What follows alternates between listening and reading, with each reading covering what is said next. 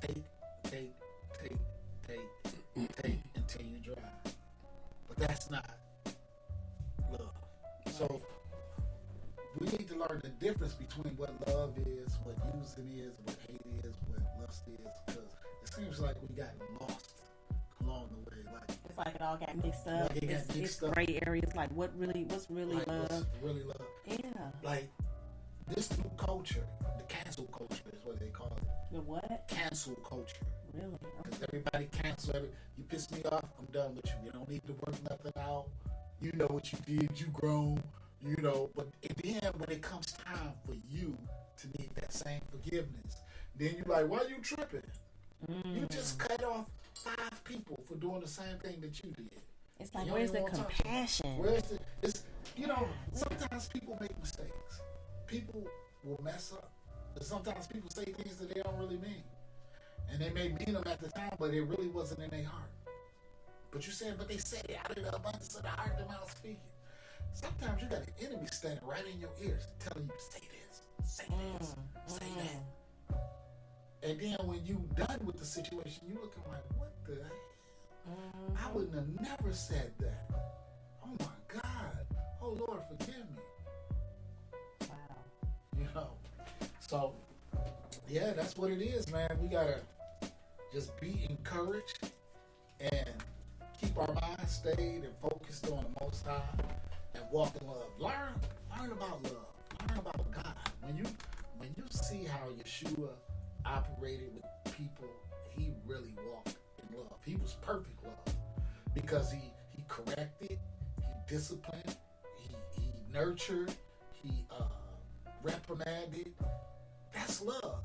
A lot of people feel like if you corrected them that you don't love them. I know it's a lot of times where I felt like when God was correcting me, you don't love me, God. Why do you keep letting me go through all this? Why do I go through all this pain? Now I have one person that I can attest to that has demonstrated the power of love because this person has been through so much. I mean, when I say so much, it's insurmountable amounts of pain, and I'm surprised that she's still standing. I'm talking about my mother, Ethel Lee Johnson. She was adopted. She was a foster child. Her mother gave her up. Her mother was strangled and killed when she was a child. She never really knew her father. I'm not going to tell her story. I'm going to let her tell you. We're about to have her on the show in just a minute here. Let me see if we can get this thing going. So you never really know what a person has gone through. They may not look like their struggle. They may not look like what they've been through because they seem and look so polished. And you just like, but she seems so positive. She seems so outgoing. She seems so uplifting. Yes. That's when you press. You keep pressing through and pressing because that's what Yeshua did. Even though they spat on him, they hated him. He said, Father, forgive them, for they know not what they do. Mm-hmm. And he loved them anyway. He loved them anyway. And he asked the Most High he asked his Father, he said, Lord, love them. Just forgive them because they don't even know what they're doing. Right. And that's what we have to do. We have to forgive people even when it hurts. Mm-hmm. Because it's not about forgiving the person. It's about letting go of that anger, letting go of that disappointment so that you can continue on. Mm-hmm. Mm-hmm. And so we got my mother on the phone, Ethel Lee Johnson, affectionately known as Ely. And as I was telling you some of her story, so Ma, I told them how you grew up kind of orphan and some of the tragedies that you went through. I didn't go through a lot, but the main point about it was how you were still able to give love to your children even when you could have just been mean, angry, and just totally bitter. Right. So, yeah, it's interesting because I was an orphan. My mother, she kind of abandoned me, and I didn't have a father to speak of. I didn't meet my father until I was, I seen him once when I was a kid, but then he dropped out the picture, and I didn't hear from him again until I was grown, married, had kids of my own.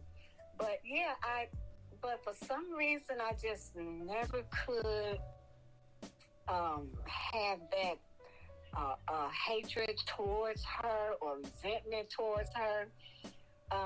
It was something that I felt like, well, she has a story, and I don't know her story. You understand? It was like I didn't know why she did the things that she did, or why she left me, or how I just didn't fit into her plans, and I just didn't grow up being resentful and hating people, and being bitter. I was just thankful and grateful for life. But even through life, you had quite a few bumps and bruises. You had a son that was murdered, yes. a son that went to prison, daughters who battled with major demons. I won't say what they are, but they had their struggles. Yes, they did. Mm-hmm. And I because I was introduced to the Lord at a very early age, I got interested in him when I was, like 7, 8 years old, and I always just had like a special connection, and so he just always kept me, and I'm grateful that he did, because I could have been a crazy person, I could have been a bad guy, I could have been just all kinds of things, but I'm just grateful that he decided to keep me. Amen. How did you keep your love for God when you could have been blaming him, saying, God, you see this, why haven't you helped me? That's a good question too, but I it crossed my mind, like when, for instance, when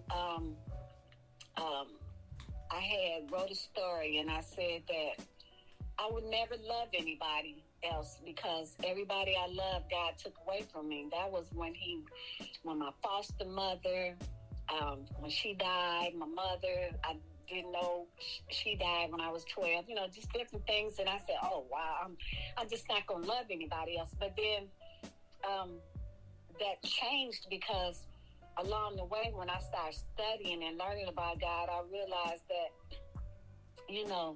he doesn't do things like that to hurt us, Sometimes it's for our own protection and we just don't even realize it, But, I could have blamed him, but I just couldn't for some reason. It just wasn't in me to blame him. And even right now, you're battling cancer. This is your second battle. Yes. And I asked that question, though. I did say, Lord, why? What? But here's my thing. I'm thinking, well, why? What are you trying to show me that I need to show somebody? That I need to share with somebody. It must be something that you're trying to show me, because ultimately, even though I have the diseases, it's like it's not taking me out. The breast cancer didn't take me out.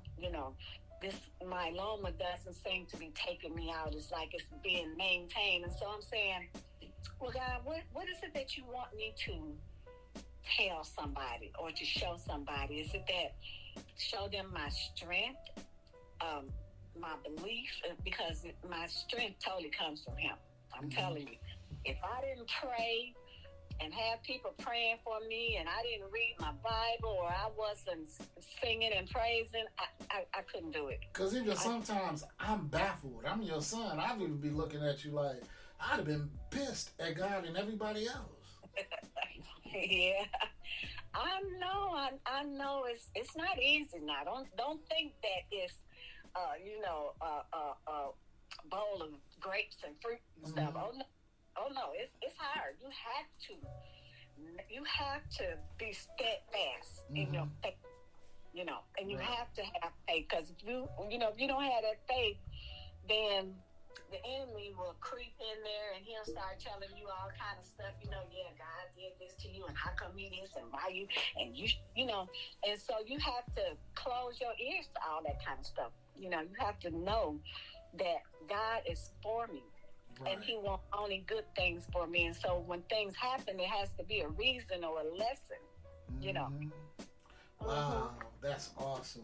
That is so awesome. And I believe somebody needed to hear that, because what they going through ain't nearly as bad what they think they going through, because it's always somebody who got it a lot worse.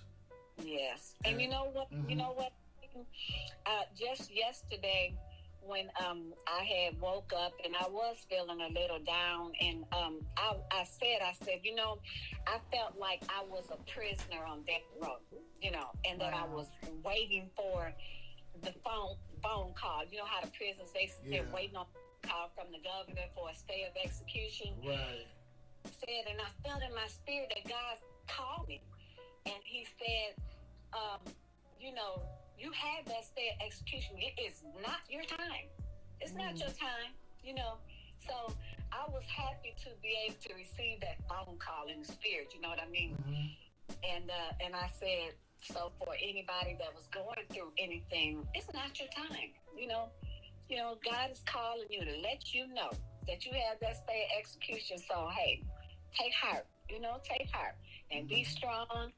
And whether you on this side or the other side, if you got God, you still good. You still have the victory, you know? Still have the victory. Well, amen. All right, well, y'all want y'all to give one mom a round of applause. Amen. All right, thanks for joining us. Yay. Thank you, Mommy. We love you. Love you too. All right, bye-bye. Bye-bye. All right, so, yeah, man, the power of love, man. I mean, I just needed to share that with somebody, because, you know, they see Speedy Brown and they see Tamika Brown, and they have no idea of the weight that we carry on our shoulders. They don't know. Even Tamika's mother is dealing with this pretty much the same thing. Type of cancer, the same type of illness, and it's a battle every day. But every time I talk to her, she always has a praise on her lips, saying, you know what, Tamika, I thank God that I'm still here. And I mean, I'll be looking at my mother and Speedy's mom, and I'm like, where do these women get this strength? Where do they get this unction to just keep going? It's the love that Yeshua has put upon them, that He wrapped Himself around them and just love on them so much that they can't help but pour that love out on somebody else. We went and saw my aunt before she passed, and she was dying, and she knew it, and she showed us not 1 ounce of weakness, not once. She laughed, she joked, she complimented us, she told us how much she loved us. And she didn't gather all her money around her. She gathered all the people she loved around her. Yes. The power of love. This is what I'm trying to tell you. The power of love is a very powerful force. It's stronger than any evil that you can even imagine. Love is the key. Love is the greatest key to unlock any door. Love is powerful. Love is that powerful. And we'll be back, y'all. We're gonna go ahead and go to a music selection. And we just want y'all to go and put on y'all crowns. Yes. You know, we need to keep it real. We need to change for the better. I feel you on that. You know, it's like too many people are out here just being fake. I know. That's just what it is. Like, society just created a fake society. Yeah. That's crazy. No social media. No, right? It gotta be real. Nowadays it seems like everybody got a motive, some kind of gimmick, a front about the way they living. It's like we in jail and our cell phones is the prison. And I don't mean to sound preachy, I just wish that we would listen to the voice of reason. Look at the seasons, short sets in the fall, and we dying the ball to impress those who care less at all. It's like we living for life, yikes. Stung a little bit, put blessings in the title so we can stun a little bit. We stay on social media and force fear and eating all the lies that they feed to you. Y'all hear, we probably reject the truth, lose a fight, come back.